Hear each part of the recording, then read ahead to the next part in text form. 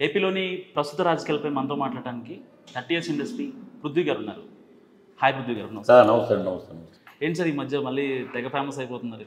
అంటే ఈ మధ్య ఫేమస్ అవ్వడం ఏంటంటే ఎప్పటి నుంచో ఫేమస్ నేను సినిమా పరంగా అయితే 30 ఏళ్ళ నుంచి. అంటే ఈ మధ్యలో కొంచెం గ్యాప్ ఇచ్చారు కదా, గ్యాప్ ఇచ్చారా వచ్చిందా? గ్యాప్ ఇవ్వలేదు, రాలేదు. అప్పుడు మధ్యలో కరోనా వచ్చింది. కరోనా లాక్డౌన్లో ఎన్ని గ్యాపులు. పొలిటికల్ టైం వచ్చినప్పుడే కదా మనం మాట్లాడాలి. ఉత్తప్పుడు మాట్లాడితే ఎవడంటాడు, ఎవడో ఎండవు. సో ఇప్పుడు కరెక్ట్గా లేదు, ఏపీ కరెక్ట్గా లేదు. దానికోసం మళ్ళీ మైక్ పట్టుకోవాల్సి వచ్చింది. అది ఇది is not a gap. 30 years Prithvi గారు ఎంపీగా పోటీ చేస్తున్నారా, ఎమ్మెల్యేగా పోటీ చేస్తున్నారా? ఏమండే ఎంపీగా ఎమ్మెల్యే కానీ మీరు అంటున్నారు అంటే నేను కలర్తాలు పెట్టుకున్నానని మీకు ఏమైనా కామెడీగా కనబడుతుంది? అలా ఏం కాదు సార్, నార్మల్గా అడుగుతున్నాను. అంటే ఇప్పుడు మీ ఫ్యాన్స్ చాలా మంది మిమ్మల్ని ఎమ్మెల్యేగా చూడాలనుకుంటున్నారు, ఎంపీగా చూడాలనుకుంటున్నారు.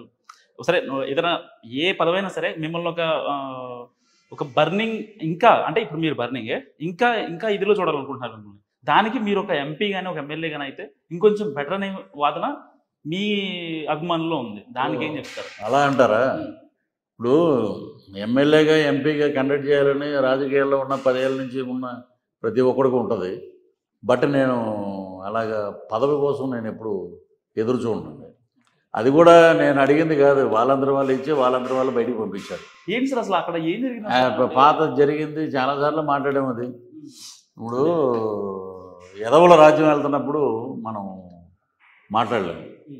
మీకు నచ్చలేదు ఒకటి. వాళ్ళు మిమ్మల్ని వాడుకున్నారా, మీరు వాళ్ళని వాడుకున్నారా? వాళ్ళని వాడుకుని నేను అక్కడే ఉంటాగా. అదే వాళ్ళు అప్పుడు మీరు బయటకు వచ్చినప్పుడు కొంతమంది వైసీపీ వాళ్ళు చేసింది ఏంటంటే ఆయనే మమ్మల్ని వాడుకున్నాడు, లేదు అసలు మేము ఆయన్ని ఏమన్నాం, సరే జరిగింది ఏదో జరిగింది, ఆయన మేము ఇది చేయలేదు కదా, ఆయనే మమ్మల్ని వాడుకున్నాడు అనేది వైసీపీ వాళ్ళు వాడారు. అప్పటి నుంచి మీ టాపిక్ ఎప్పుడు వచ్చినా సరే 4-5 నెలలు ఏం వాడుకున్నాడు?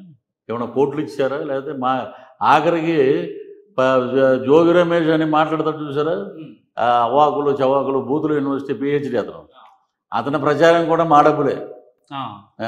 ఆయన పర్సనల్గా పెట్టిన ఎబ్బే. ఇప్పుడు ఒక కార్యకర్త వచ్చి ప్రచారం చేసి వెళ్ళిపోయినప్పుడు హోటల్లో ఉన్నాం మేము, ఎంతసేపటికి రాడే. సరే మా ఇంకెందుకులే ఇటువంటి వీడు ఎమ్మెల్యే అవుతున్నాడేమో, ఇంకా రాష్ట్రం సర్వనాశనమే, సరే అనవసరంగా మనం ఆ లిస్టులో వీడు ఉన్నాడు కాబట్టి ఇటు వచ్చాం మనం. అలాగే ఆ లిస్టులో అంబటరాంబ ఉన్నాడు కానీ అలా వచ్చాం. వీడు ఇలా అన్నాడు వీడు. సరే అప్పటికప్పుడు మా వాడికి ఫోన్ చేసి హైదరాబాద్ టికెట్లు వేసుకుని మేము వచ్చేసాం. సార్ అప్పుడు మీకు పవన్ గారు అంటే ఫస్ట్ నుంచి అభిమానం, ఎందుకంటే మీరు ఇండస్ట్రీ పర్సన్ కాబట్టి. ఆ పర్టికులర్ టైంలో జనసేన రాకముందు, వైసీపీలో ఉన్న ముందు SVPC చైర్మన్గా ఉన్నప్పుడు మీరు ఆయన్ని అంటే మీరు తిట్టారా, తిట్టాల్సి వచ్చిందా, తిట్టించారా?